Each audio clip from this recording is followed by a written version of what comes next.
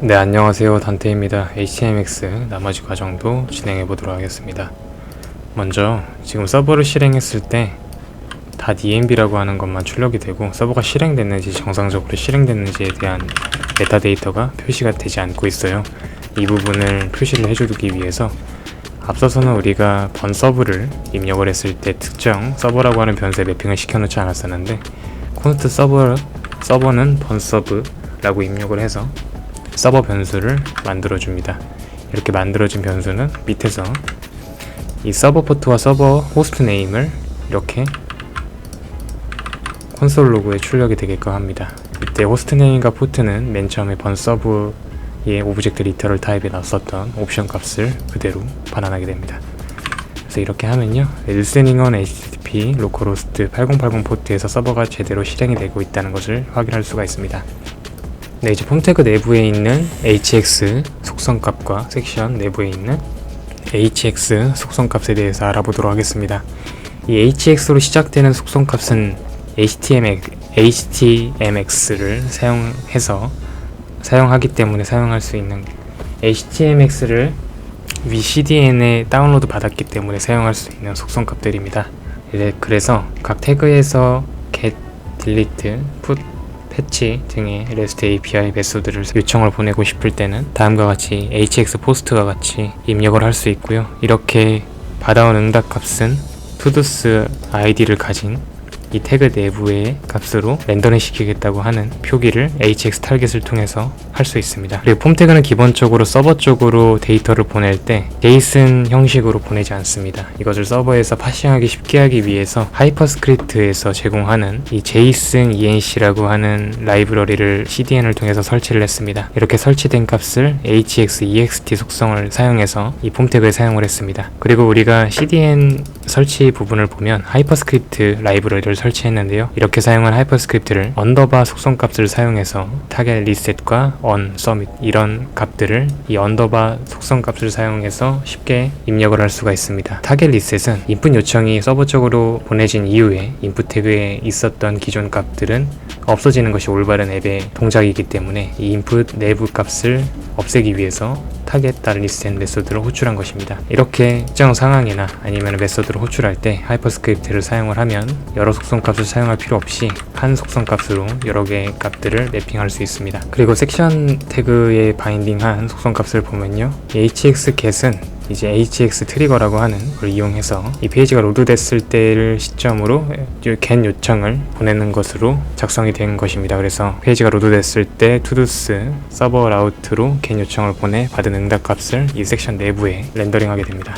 우리는 서버 쪽 내부에서 JSX 형식을 사용할 것이기 때문에 앞선 강좌와는 다르게 TS가 아닌 TSX를 사용할 것이고요. package.json에서 기존에 TS라고 적혀 있었던 부분들을 TSX로 변경해주면 되겠습니다. 그래서 먼저 포스트 요청에 대한 처리를 서버에서 어떻게 하는지를 살펴보도록 하겠습니다. 이 URL 패스네임이 이 todos이고 리퀘스트 메소드가 포스트인 경우 이 부문 내부를 실행시키는데요. 이 todos는 위에서 이 const todos라고 하는 서버 상태값을 배열값으로 선언을 해놨습니다. 그래서 요청이 들어왔을 때 우리가 보여줄 to-do 리스트를 이 todos 내부에 저장을 해놓을 겁니다. 그래서 todos는 클라이언트에서 보낸 이제 리퀘스트를 JSON 형식으로 파싱을 해서 이 to-do 값을 받아오는데요. 이 to-do 값이 비어서 보내졌을 때, 그러니까 왼쪽에서 new to-do에 해당하는 input 값이 아무런 입력 값이 입력되지 않고 create가 눌러져 있는 경우가 있는데, 이 경우를 유효성 검사를 하기 위해서 todos length가 있으면 todos의 id와 텍스트 값을 넣어서 푸시를 합니다. 그리고 이렇게 만들어진 값을 서버 리스폰스로 가공을 해서 보내는데요. 이 리스폰스 객체 내부에서 받는 이 값들은 HTML 텍스트 값만 보낼 수 있기 때문에 다음처럼 템플릿 리터럴 타입을 사용을 해서 값을 보냈습니다. 이렇게 보내게 되면은 항상 이렇게 템플릿 리터럴을 사용을 해야 되기 때문에 불편해서 우리는 이따가 리액트를 사용해서 리액트 렌더 투 스트링과 JSX 컴포넌트를 사용해서 보낼 예정입니다. 어쨌든 이렇게 하고 나서 실제로 투도스가 제대로 렌더링 되는지 살펴보도록 하겠습니다. 1, 2, 3, 4를 입력하고 하면 1, 2, 3, 4 값이 제대로 화면에 표기되는 것을 확인할 수가 있습니다. 이 화면에 표기된 부분을 보면요, 이 섹션 값 내부에 이제 UL 태그, 서버에서 보냈었던 UL 태그가 그대로 렌더링이 되는 것을 확인할 수가 있습니다. 페이지가 변경되지 않고도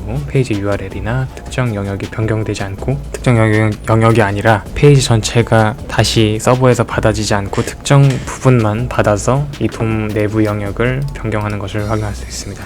투두스를 렌더링 할 때 맨 처음에 페이지를 리프레시 했을 때 중요한 투두들은 그대로 초기 렌더링 때 사용자에게 보여줘야 할 수도 있는데요. 이를 위해서 이 투두스 내부에 아이디와 텍스트 기본적인 서버 상태값을 선언을 해놓고 이것을 get 요청을 이용해서 클라이언트 쪽으로 보내도록 합니다. 그래서 작성된 코드를 보면 URL의 패스 네임이 투두스이고 리퀘스트의 메소드가 get일 때 다음처럼 이제 보내지게 됩니다.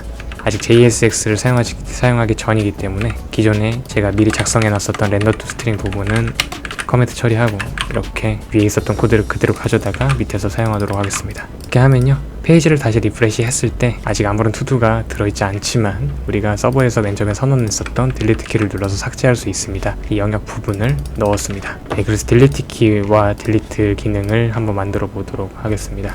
딜리트 영역을 만들기 위해서는 이 각각의 리스트를 약간 변경해야 되는데요. 매번 이렇게 리스트를 만들 때 이 템플릿 리터럴 형식으로 만드는 게 불편하기 때문에 이제 리액트 컴포넌트를 사용하도록 하겠습니다. 리액트 컴포넌트를 사용하기 위해서는 번에 add 명령어를 사용해서 설치를 할 수가 있습니다. 터미널 하단 부분을 보시면 번 add react DOM types react와 types react DOM을 이용해서 설치를 합니다. 전 이미 설치가 됐기 때문에 추가적으로 설치하지 않겠습니다.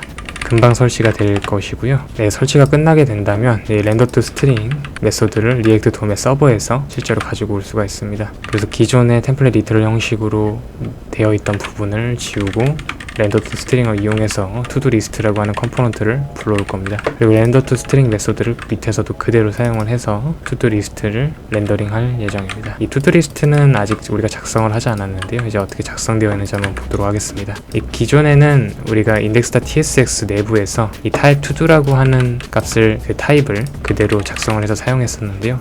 이렇게 하지 않고 투두 리스트 내부에서 타입 정보를 선언한 뒤에 필요한 곳에서 불러서 사용하는 방식으로 변경하도록 하겠습니다. 그래서 이미 작성해 놓았었던 타입 정보를 타입 인풋을 해서 이 index.tsx 내부에서 사용할 예정이고요. 이 컴포넌트 투두 리스트에 이미 이 타입 투두가 적혀져 있습니다. 그리고 투두 리스트 컴포넌트에서 사용할 프롭스를 다음처럼 선언을 해두고 이 내부에서 사용했었던 UL 태그는 앞에서 우리가 썼었던 UL 태그와 동일한데 한 가지 다른 부분이 있다면 투두가 전혀 없는 경우도 있기 때문에 이 경우를 대응하기 위해서 투두가 존재하지 않습니다 라고 하는 텍스트를 렌더링 하게끔 변경했습니다. 그리고 이때 각각의 투두는 또 다른 리스트 태그를 그대로 사용하는 것이 아니라 이 펑션 투두라고 하는 또 다른 투두 리스트에서 사용할 컴포넌트를 선언해서 다음처럼 만들었습니다. 이 예제 코드들은 GitHub 레포지토리를 통해서 그대로 복사해서 사용하실 수 있으니까 걱정하지 않으셔도 되고요. 그래서 추가된 점이라고 한다면 스타일과 이 버튼 태그들이 추가됐습니다. 이렇게 각각에 해당하는 클래스 네임들을 스타일링을 하기 위해서 index.css 내부에 다음과 같이 이제 하버링을 했을 때 등등의 스타일들을 추가를 했고 이 각각의 박스 섀도우라든가 아니면은 이 너비와 높이 같은 것들도 오픈 프롭스에서 제공하는 이 밸류 값을 그대로 가져다가 사용을 했습니다. 그래서 딜리트 영역을 보면요. 다음과 같이 되어 있는데요. 이 URL 패스 네임이 이 투두스이고 리퀘스트의 메소드가 딜리트일 경우 이 경우에는 투두 아이디를 패스로 가지고 와야 됩니다. 다음처럼 요청이 투두스 1 혹은 투두스 2, 투두스 3 이런 식으로 이제 딜리트 메소드의 요청이 올 텐데요. 이런 패스들을 우리가 이를 스트링 값으로 가지고 와야 됩니다. 그래서 이를 파싱하기 위해서 정규 표현식을 사용해서 이 매치를 사용해 파싱을 할 예정이고요. 이렇게 매치된 값은 undefined일 수 있기 때문에 다음처럼 이제 타입 가드를 실행했습니다. 여기 나와 있는 타입 에러는 이 투두스가 우리가 위에서 const variable로 선언했기 때문에 발생하는 에러인데요. 이 투두스를 const가 아니라 let으로 선언을 해줘서 타입 에러가 발생하지 않게끔 변경을 해주면 되겠습니다.